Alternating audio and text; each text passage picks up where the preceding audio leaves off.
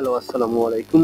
আশা করি আপনারা সবাই ভালো আছেন এবং আমি ফরেক্স বিডির একজন অফিসিয়াল ফরেক্স ট্রেডার। আর আজকে যে টপিক নিয়ে কথা বলবো সেটি হচ্ছে নিউজিল্যান্ড টেকনিক্যাল অ্যানালাইসিস। এবং গত উইকে আমার একটা এন্ট্রি ছিল, সেটি আমি টেকনিক্যাল অ্যানালিসিস করে এন্ট্রিটা নিয়েছিলাম এবং গত উইকে আমার ফার্স্ট টিভিটা আমি ক্লোজ করে দিই এবং সেকেন্ড এন্ট্রিটা আমার অলমোস্ট না এখনো রানিং রয়েছে। তো আমি আজকে আপনাদের সামনে যে বিষয়টি নিয়ে ডিসকাস করবো সেটি হচ্ছে গত উইকে আমি কেন এন্ট্রি নিয়েছিলাম সেই টেকনিক্যাল অ্যানালিসিসটি আমি আপনাদের সামনে তুলে ধরবো, তাই ভিডিওটি সম্পূর্ণ দেখার চেষ্টা করবেন। তো দেখেন, বর্তমানে আমি উইকলি টাইম ফ্রেমে রয়েছি এবং উইকলি টাইম ফ্রেমে দেখেন আমার একটা প্যাটার্ন ড্র করা আছে, যেটাকে আমরা বিশেষ করে রাইজিং ওয়েজ প্যাটার্ন বলি। তো এটা হচ্ছে কি উইকলি টাইম ফ্রেমে।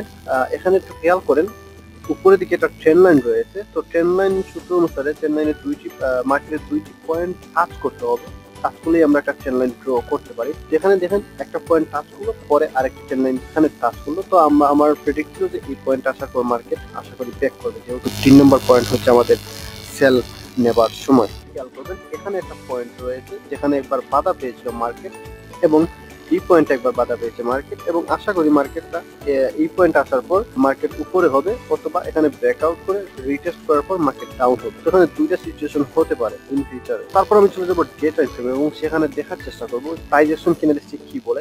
এখানে একটু খেয়াল করবেন, এখান থেকে মার্কেট যখন আপ হয়েছিল তখন দেখেন ক্যান্ডেলগুলো কিন্তু ফুল বুলিশ ভাবে কিন্তু উপরের দিকে উঠেছিল। এখানে হালকা কারেকশন করার পর আবার স্ট্রং ভাবে উপরের দিকে উঠে যায়, কিন্তু এই পয়েন্ট আসার পর মার্কেট কিন্তু ক্যান্ডেলগুলো কিন্তু অনেক ছোট ছোট আসতেছে এবং রেঞ্জের ভিতরে ঢুকে গেছে। তো এটা হচ্ছে প্রাইস অ্যাকশন। এটা হচ্ছে গিয়ে মানে এখানে যেটা বুঝতে পারতেছি সেটা হচ্ছে গিয়ে মার্কেট আপ ট্রেন্ড উইক হয়ে আসতেছে এবং ডাউন ট্রেন্ডে আসার সম্ভাবনা অনেকটাই বেশি বেড়ে যাচ্ছে। এরপর আমি যেটা যেহেতু ক্যান্ডেলগুলো প্রমোশন নিয়ে নিলাম যে মার্কেট ডাউন ট্রেন্ডে আসার সম্ভাবনা বেশি, বিকজ যেখানে ক্যান্ডেলগুলো তার আপ ট্রেন্ডের যেটা ছিল সেটা আস্তে আস্তে দুর্বল হয়ে আসতেছে এবং ডাউন ট্রেন্ডে খুব শীঘ্রই মার্কেট রিভার্স করতে পারে। এরপর আমি H4 টাইম ফ্রেমে চলে আসলাম এবার, এবং এখানে আসার পর যেটা পেলাম সেটা হচ্ছে খুব স্ট্রং একটা সিগন্যাল দিয়েছিল। এখানে একটা প্যাটার্ন রয়েছে যে প্যাটার্নের মার্কেট, যেখানে মার্কেট বারবার বাধা পেয়েছিল, বাট আমার আশা ছিল এই পয়েন্টে আসার পর মার্কেট ব্যাক হবে। কিন্তু এখানে আসার পর যেটা হয়েছে এই জায়গায় টাচ করে নাই, বাট এখানে আরেকটি প্যাটার্ন ক্রিয়েট করে, যেটাকে আবার আমরা বলি অ্যাক্সেন্ডিং চ্যানেলের মতন। তো এখানে দেখেন, এখানে আর একটা চ্যানেল ক্রিয়েট করার পর মার্কেট এখান থেকে ড্রপ করে। তো আমি এন্ট্রি কেন নিয়েছিলাম, কি কারণে নিয়েছিলাম সেটা আমি আপনাদেরকে দেখাচ্ছি। আমরা এখানে দেখে নিলাম অ্যাক্সেন্ডিং চ্যানেল হচ্ছে রিভার্সাল চ্যানেল, আবার অ্যাক্সেন্ডিং চ্যানেল। সেক্ষেত্রে দুইবার আমরা কনফার্মেশন পেয়ে গেলাম যে রিভার্স করবে মার্কেট এখন। তারপর আমার এখন এন্ট্রি গ্রহণ করতে হবে। সেক্ষেত্রে আমি কোনো ধরনের এন্ট্রি গ্রহণ করি না, আমি এই H1 অথবা 15 মিনিট টাইম ফ্রেমে এন্ট্রি নিই। তো H1 আমি যদি কোনো কনফার্মেশন পেয়ে যাই সেক্ষেত্রে আমি এখান থেকে এন্ট্রি নিয়ে নিই। তো এখানে দেখেন মার্কেট এই পয়েন্টে আসার পর আবার এখানে একটা কারেকশন করে, যেটা আমরা বলি আবার অ্যাক্সেন্ডিং চ্যানেল। এই পয়েন্ট পর্যন্ত এই ট্রেন্ড লাইন থেকে ব্রেকআউট করে উপরের দিকে যায়, বাট অলমোস্ট পরে এসে এখানে ক্লোজ হয় এবং আমি এখান থেকে আরেকটি সিগন্যাল নিয়ে নিই যে মার্কেট এখন রিভার্স করবে। তো এখানে দেখেন এন্ট্রিটা গ্রহণ করেছি এই ক্যান্ডেলস্টিকের মাধ্যমে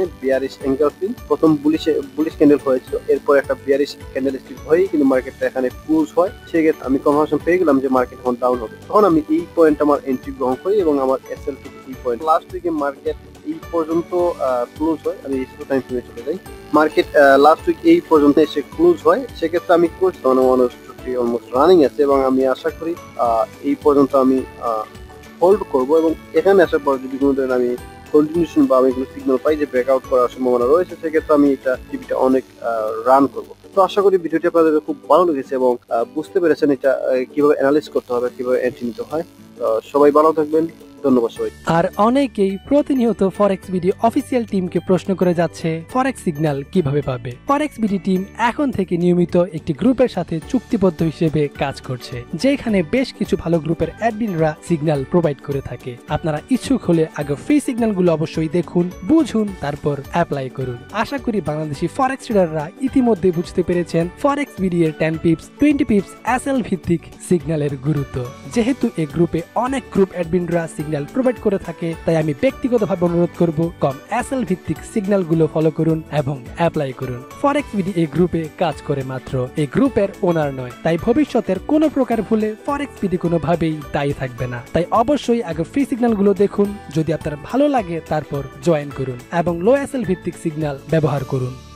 তো ভিউয়ার্স, আশা করি এই ভিডিওটি আপনাদের ভালো লেগেছে। আমরা প্রতিটা ভিডিও দিয়ে থাকি শুধুমাত্র আপনাদের ফরেক্স ক্যারিয়ারকে এগিয়ে নিয়ে যাওয়ার জন্য। তাই অবশ্যই আপনাদের যদি এই ভিডিওটি ভালো লেগে থাকে তাহলে আমাদের লাইক এবং কমেন্ট করে ইন্সপায়ার করুন, যেন আমরা আরো ভালো ভিডিও নিয়ে হাজির হতে পারি আপনাদের জন্য। ফরেক্স বিডি চেষ্টা করবে আপনার মূল্যবান রিকোয়েস্টের উপর ভিডিও দিতে। তো সবাই ভালো থাকবেন, সুস্থ থাকবেন, ফরেক্স বিডির সাথে থাকবেন।